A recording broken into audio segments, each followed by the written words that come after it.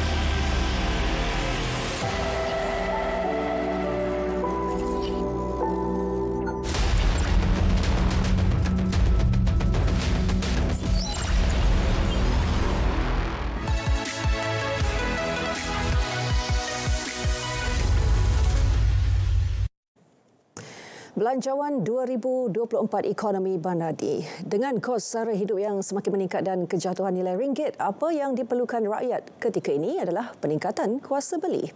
Bagaimana belanjawan 2024 menangani kerisauan rakyat dalam aspek tersebut? Persoalan ini saya nak ajukan kepada Timbalan Menteri Kewangan 1 yang berhormat Datuk Seri Ahmad Maslan di studio bersama saya ketika ini. Datuk Seri, terima kasih meluangkan masa bersama BIS Malaysia untuk mengupas topik belanjawan 2024. Banyak persoalan yang saya mahu ajukan kepada Datuk Seri, tapi mungkin kita boleh terus pergi saja kepada apabila melihat lebih seminggu belanjawan 2024 dibentangkan dan ini telah mendapat pelbagai reaksi daripada hampir semua sektor dan juga profesion. Mungkin Datuk Seri boleh kongsikan terlebih dahulu apa mungkin tindak maklum balas yang diterima oleh pihak MOF, terutama melibatkan peruntukan dan juga pengumuman yang telah dibawakan oleh belanjawan 2024. Assalamualaikum, salam sejahtera, salam perpaduan, salam Malaysia Madani. Terima kasih kepada semua yang menonton rancangan BIS Malaysia pada tengah hari ini. Apa yang ingin saya sampaikan, tentunya sebahagian besar kita telah mengetahui mengenai jumlah 93.8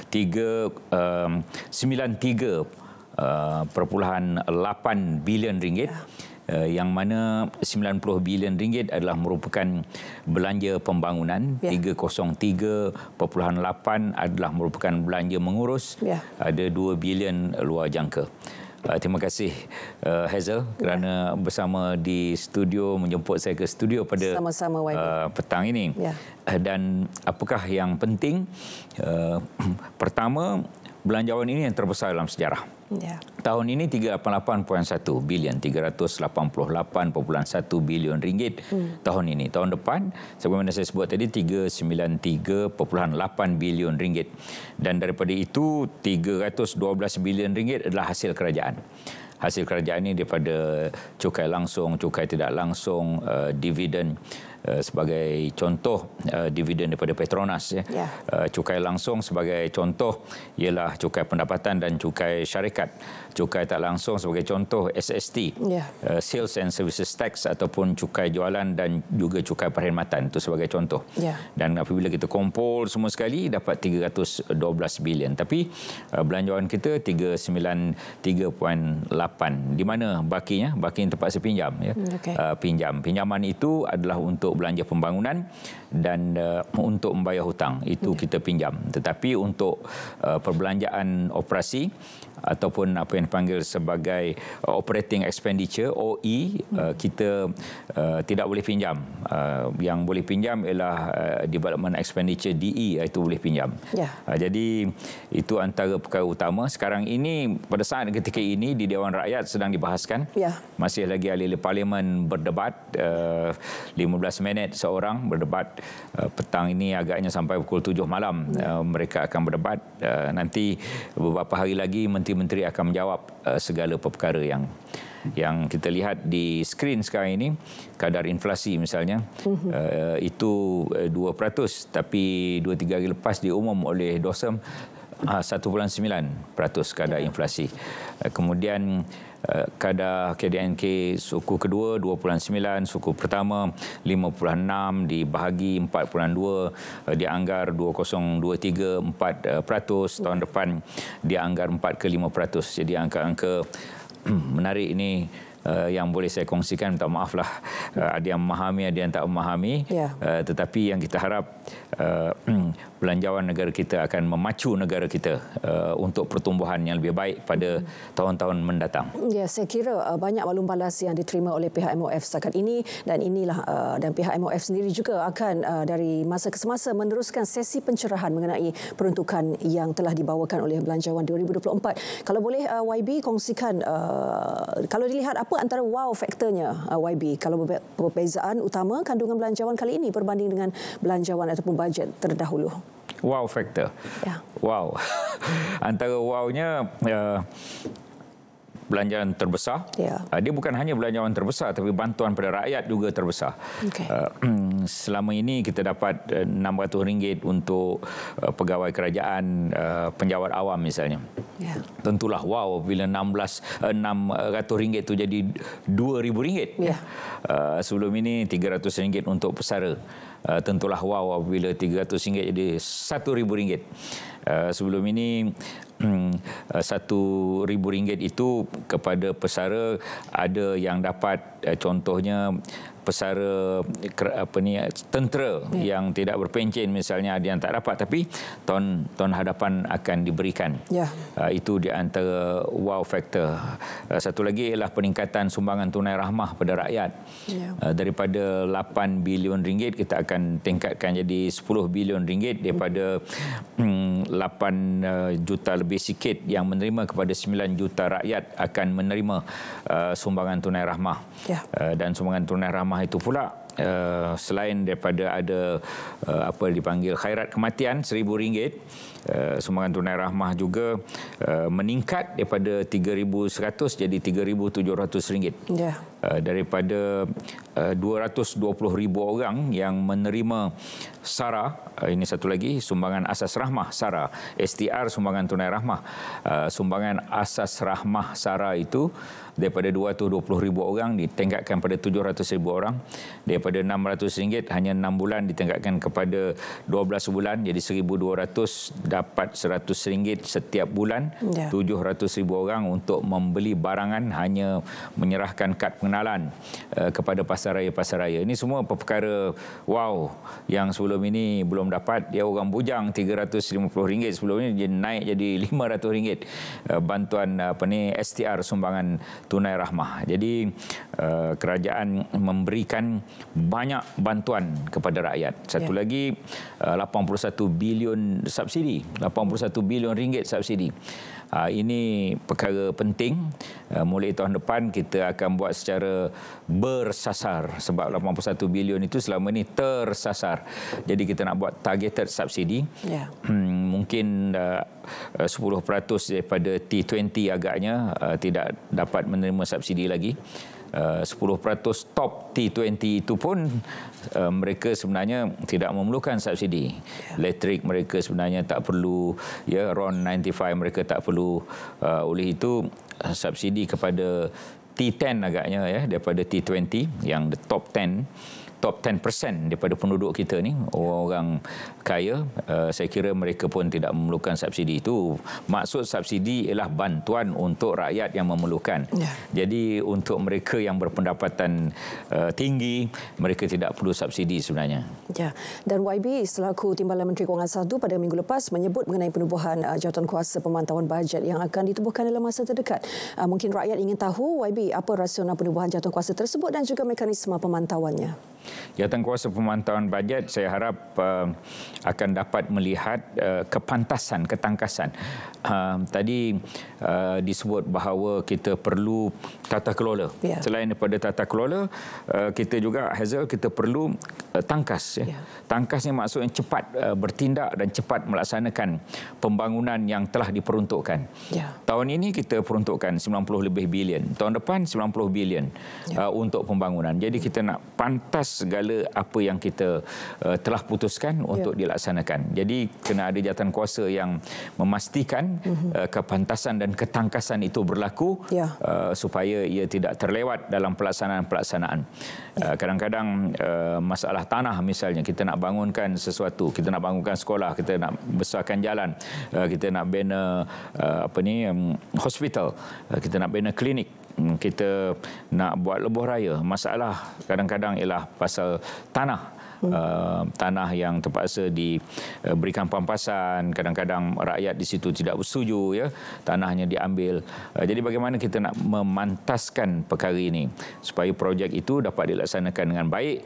Projek itu adalah tujuannya kepada rakyat. Satu lagi, kenapa kita nak buat jawatankuasa ni? Kerana pada hari Jumaat Perdana Menteri mengumumkan bajet. Pada hari Rabu saya membentangkan di Dewan Rakyat rang undang-undang keuangan awam dan juga tanggungjawab fiskal. Dalam bahasa Inggeris, Fiscal Responsibility Act, yang mana kita kena membuat pelaporan di Dewan Rakyat. Antara pelaporan baru yang kena buat ialah pencapaian setengah tahun bajet itu. Sebelum ini tak ada, pencapaian setengah tahun tak perlu dibentang di Dewan Rakyat. Kali ini perlu dibentang di Dewan Rakyat setengah tahun. Jadi oleh kerana itu dalam setengah tahun pertama itu telah ada perkara-perkara yang dilaksanakan. Baik, itu memenuhi tumpuan utama Belanjawan 2024 juga, iaitu tata kelola terbaik demi ketangkasan perkhidmatan. YB, dalam melihat kepada kos sara hidup yang semakin meningkat dan juga kejatuhan nilai ringgit yang saya kira YB juga telah sentuh di Dewan Rakyat pagi tadi, apa yang diperlukan rakyat ketika ini adalah peningkatan kuasa beli.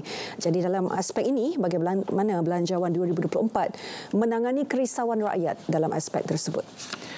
Pagi tadi saya menjawab di Dewan Rakyat kenapa prestasi ringgit merosot. Saya menyatakan bahawa jangkaan bahawa Federal Funds Rate, FFR, kalau kita OPR, Overnight Policy Rate kan, kita OPR, di Amerika FFR dia meningkat daripada 0.25% dalam masa yang singkat daripada Mac tahun lepas sampai baru-baru ini kepada 5.5%. Kita daripada 1.75% meningkat kepada 3% OPR. Setakat ini kita tak ada berhasrat untuk meningkatkan OPR lagi, ya. Kerana inflasi kita dah turun 1.9% angka yang terkini inflasi. Tetapi di Amerika inflasinya 3.7%. Itu sebab mereka mengekalkan FFR ataupun OPR dalam bahasa kita ni kepada 5.5%. Apabila 3% dibanding 5.5%, maka aliran wang itu tentunya kepada USD. Dan apabila USD itu demandnya meningkat dibanding dengan ringgit, maka ringgit kita menyusut. Tetapi ia bukan hanya berlaku pada kita, ia berlaku juga pada yen, dia berlaku pada baht, dia berlaku pada Korean won, ya. Dia berlaku pada beberapa lagi currency ataupun mata wang di rantau ini. Satu lagi ialah kerana prestasi ekonomi China yang tidak berapa memberansangkan. Oleh kerana kita, negara China adalah negara perdagangan kita yang pertama, yang terbesar, itu sebab kedua. Sebab ketiga ialah ketegangan geopolitik di Timur Tengah. Itu satu. Selain daripada berterusan peperangan di Ukraine, peperangan yang berpanjangan sejak 1948 tetapi meningkat teruknya itu baru-baru ni pada 7 Oktober antara Palestin dan Israel. Jadi itu juga sikit sebanyak mempengaruhi. Jadi ada faktor-faktor luaran yang sukar untuk kita hadapi. Ini yang menjadi masalah kita. Walau bagaimanapun, tadi soalan adakah barangan import akan meningkat harga? Ya, tentu sikit sebanyak dia akan meningkat harga barangan import. Oleh kerana itu kita kena menggunakan barangan tempatan lebih untuk kita berbelanja, beli barangan tempatan yang lebih. Satu lagi, harapan kita ekspor kita akan menjadi sedikit murah dibanding kerana perbandingan USD. Oleh kerana itu kita harap ekspor kita akan bertambah. Kemudian apabila menyusut ringgit ini, antara perkara yang memberikan kebaikan ialah kehadiran pelancong yang dijangka lebih ramai datang ke Malaysia. Itu satu perkara yang penting dan dia akan menaikkan sektor pelancongan negara kita. Pada ketika sama kita kata kita sukar untuk melancong di luar, maka kita banyakkan melancong dalam negara, cuti-cuti Malaysia dan visit Malaysia, itu amat memainkan peranan. Saya kira kerajaan sedar bahawa perlu ada bantuan, pelbagai bantuan untuk menampan kesan daripada faktor luaran ini terhadap nilai ringgit, dan salah satunya pastinya juga melihat kepada sumbangan asas rahmah atau SARA sebanyak RM100 sebulan selama setahun kepada 200,000 penerima, dan juga sumbangan tunai rahmah untuk 60% penduduk dewasa negara ini. Kita lihat ini seolah-olah bantuan tunai ini sudah menjadi satu perjanjian wajib yang diharapkan oleh rakyat daripada kerajaan setiap tahun. Dan kita lihat juga melangkah ke hadapan peruntukan STR ini meningkat 25% kepada 10 bilion ringgit. Tidakkah kerajaan gusar dalam jangka masa panjang ini akan menjadi beban kepada kewangan kerajaan yang sedang berusaha untuk menstruktur semula kewangan dan juga ekonominya? Ya, defisit kita jangkakan 4.3% pada tahun depan. Pada tahun ini 5%, tahun lepas 5.6%, dan kita inginkan defisit itu kepada 3%. Dengan perkataan jumlah perbelanjaan daripada pendapatan itu tidak boleh lebih pada 3%. Walau bagaimanapun, hasrat kerajaan untuk meningkatkan darjat hidup rakyat ini adalah perkara yang amat penting. Itu sebab kita akan terus memberikan bantuan-bantuan. Tetapi bantuan yang kita beri itu perlu bersasar. Ya, contohnya pada bulan 12 ini yang telah diumumkan oleh Perdana Menteri, Menteri Keuangan, kita akan memberi RM100 kepada 10 juta rakyat yang berpendapatan RM100,000 dan ke bawah, dan itu bernilai RM1 bilion. RM1,000 juta, 10 juta rakyat didarab dengan RM100.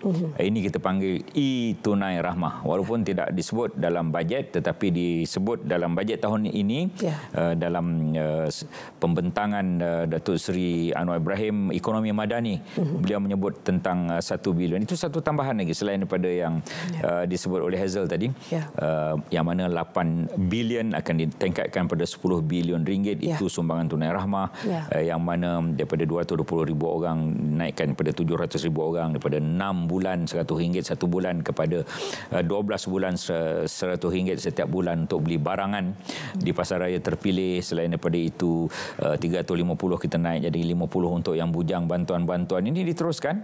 Tetapi yang paling besar, Hazel, yang paling besar sekali ialah ini, menurunkan harga minyak. Ini yang paling besar sekali. Dia lebih kurang 35 bilion daripada 81 bilion subsidi, itu 35 bilion lebih kurang adalah untuk menurunkan harga minyak, ya, dan juga gas dan juga diesel.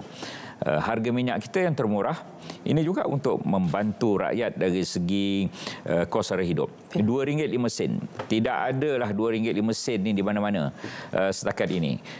Kalau kita lihat Arab Saudi RM2.94. 1 liter RON 95. Di Indonesia RM4.45. 1 liter RON 95. Di Thailand RM5.99. 1 liter RON 95, kita RM2.05. Di Singapura baru sekejap tadi pegawai saya maklumkan RM10.08 RON 95. Malaysia RM2.05 RON 95 kerana kita bagi subsidi. Kita bagi subsidi, dan apabila kita bagi subsidi ini tentulah wang kerajaan dibayar kepada syarikat-syarikat minyak untuk mereka menurunkan harga itu. Jadi ini kita teruskan, namun pada tahun hadapan saya kira mereka yang berpendapatan T10 agaknya, ya, ini belum diputuskan secara rasmi, tetapi mereka sudah tahu tentang perkara ini, bahawa mereka yang kaya kita tak berikanlah subsidi, kita beri kepada mereka M40, ya, B40, dan dengan itu apabila kita ambil daripada subsidi daripada orang kaya, kita bagi, itu sebab kita boleh bagi lebih kepada orang M40 dan B40. Saya kira itu satu perkara yang adil. Penjimatan daripada subsidi kita tambah kepada mereka yang lebih memerlukan. Dan kita teruskan bantuan-bantuan untuk nelayan, bantuan untuk pesawah, bantuan untuk penoreh, ya, pelbagai bantuan kita berikan. Dan mengenai cukai perkhidmatan daripada 6 kepada 8%, YB, mungkin YB boleh kongsikan, ramai juga ahli ekonomi yang bertanya bagaimana dengan jangkaan kutipan tambahan yang bakal diperoleh kerajaan apabila cukai perkhidmatan ini dinaikkan daripada 6 kepada 8%. Dan mungkin kalau boleh YB ada data yang dikongsikan mengenai jangkaan ataupun signifikan sumbangan kutipan hasil bagi cukai baharu, sumber cukai baharu kepada hasil kerajaan. Ya, sebelum ni kita ada GST, lepas itu GST dihentikan. GST ada satu cukai sahaja, iaitu Goods and Services Tax, cukai barang dan perkhidmatan, Goods and Services Tax, GST. Lepas itu, sebelum itu kita ada SST, Sales and Services Tax, atau cukai jualan dan cukai perkhidmatan, 2 cukai. Daripada 2 cukai, cukai perkhidmatan 6%, cukai jualan 5 dan 10%. Kita selaraskan jadi 6% sahaja nama GST. Tetapi banyak bangkangan tentang GST. Tak setuju begitu, tak setuju begini, ya. Maka kita kembali kepada cukai lebih tinggi, 10%. Rakyat tak suka cukai 6%, mereka suka cukai 10%. Malaysia ni negara yang pelik, Hazel, ya. Mereka tak suka 6, mereka suka 10, ya. Jadi apa boleh buat, ya. Maka kita kembali kepada 10. Tapi apabila dah ada 10 itu, asas cukainya tidak luas, 6 tadi perlu dinaikkan jadi 8. Kalau kita pergi ke McDonald, KFC, Pizza Hut, Old Town White Coffee, ada sekarang ni 6% cukai perkhidmatan. Tapi cukai perkhidmatan itu akan kekal 6%. Yang 8% itu ada senarainya, kita akan keluarkan senarainya kemudian. Apakah yang 6 jadi 8, ya? Kenapa kita naikkan 6 jadi 8 dan mengekalkan 10%? Dulu yang 10 tu 6%. Ini yang nak naik 8 ni dulu 6%, ya. Tapi oleh kerana rakyat tak suka GST, 10% mereka suka, jadi kembalilah pada 10%. 10% tu masalahnya tak nampak. Apabila tak nampak ni, mereka fikir mereka tak kena. Jadi itu satu kesilapan. 10% cukai SST diambil di kilang. Dulu 6%, sekarang 10%. Ini kita tak cerita 8 ni, yang kita cerita perabot. Kalau RM100 jadi 10%, jadi RM110. Dulu RM106, sekarang RM110 sebab naik 10% cukai SST. Dulu GST 6, sekarang SST 10. Adakah 10% itu diserap oleh pengilang perabot? Tidak. 10% itu tidak diserap oleh pengilang perabot, pengilang handphone, pengilang TV, pengilang radio, pengilang kereta, pengilang motor, pengilang basikal, pengilang barangan. Mereka tak serap 10% SST ni. Mereka masukkan dalam harga barang. Jadi barang itu meningkat 10%. Dulu GST 6% saja, tapi apabila 10% dia meningkat 10% atau lebih. Sebab cukai SST ini ada cukai atas cukai. 10 tu jadi berbelas peratus kerana cukai atas cukai. GST tak ada cukai atas cukai. Jadi GST ni bagus sebenarnya, tetapi oleh kerana tak setuju maka kita tak buat. Baru ni FFM minta balik GST. Baru ni Dewan Perniagaan Melayu minta balik GST. Baru ni ada peniaga-peniaga beritahu mereka nak balik GST. Tetapi kita tak buatlah GST tahun ini dan tidak ada pengumuman GST pada tahun hadapan. Berapa jumlah kita kutip ni? 60 bilion. Berapa kita bagi balik? Lebih kurang 16 bilion. Jadi 60 tolak 16 hingga 44 bilion.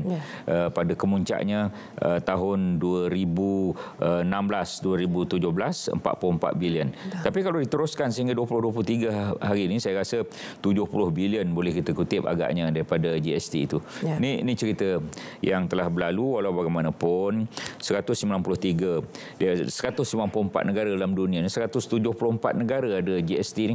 174 negara atau 90% daripada negara dalam dunia ni ada GST.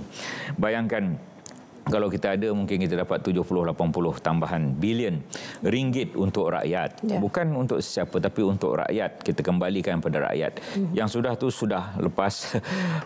Apa tidaknya, kita terpaksalah naikkan 6 jadi 8 untuk perkhidmatan-perkhidmatan yang tertentu. Maka kalau tidak, bagaimana kita boleh memberikan bantuan-bantuan yang tinggi kepada rakyat kalau kita tidak ada kenaikan itu? YB, secara ringkas, 1 minit terakhir perkongsian ataupun sesi pencerahan ini, YB, kerana ada ahli ekonomi yang mendakwa bahawa reformasi struktur ekonomi yang sangat diperlukan ketika ini tidak dapat dilihat dalam Belanjawan 2024. Antaranya dasar gaji progresif yang dinanti-nantikan tetapi tidak disebut perinciannya dalam Belanjawan 2024. Komen ringkas YB. Kita bukan tak buat, kita buat, tapi belum ada keputusan muktamad dasar gaji progresif ini. Jadi Perdana Menteri menyebut sementara menunggu dasar gaji progresif dikenakan dan diadakan, apa yang kita lakukan ialah kita beri dulu RM2,000 untuk penjawat awam dan RM1,000 untuk pesara sementara menunggu kelulusan dasar gaji progresif yang masih lagi kita buat tinjauan dan kita buat penyelidikan dan kita adakan pelbagai libat urus. Jadi itu, sabar menunggu. Kalau nak kata bahawa tidak ada reformasi yang baik, ia ada kita dah bentang Akta Tanggungjawab Fiskal itu, maka ia memastikan tahap shilling kita tak boleh lebih daripada 60% hutang, pembangunan tak mesti 3% atau lebih, dan kemudian jaminan kerajaan tak boleh lebih daripada 25%, dan satu lagi defisit kita tak boleh lebih daripada 3%. Itu termaktub dalam satu akta di Parlimen. Dan kalau kita melanggar angka-angka itu, maka kita kena bentang dan dapat kelulusan di Dewan Rakyat. Ini satu reformasi yang besar dan tak pernah dibuat sebelum ini. Komitmen dan reformasi jelas yang mahu dilakukan oleh Kerajaan Perpaduan. Baik, terima kasih YB. Banyak sebenarnya lagi persoalan yang saya mahu ajukan kepada YB, tapi masa tidak mengizinkan. Kita menjemput sekali lagi YB selepas ini untuk lebih banyak sesi pencerahan sebegini. Dan terima kasih sekali lagi kepada Yang Berhormat Datuk Seri Ahmad Maslan, Timbalan Menteri Kewangan 1 untuk perkongsian itu tadi. Dan temu bual itu tadi anda boleh tonton semula di aplikasi penstreaman RTM Klik dan juga semua media platform RTM. Untuk itu, Base Malaysia edisi Isnin berakhir di sini dan menyusul selepas ini pastikan sahih. Teruskan setia bersama RTM. Salam Malaysia Madani.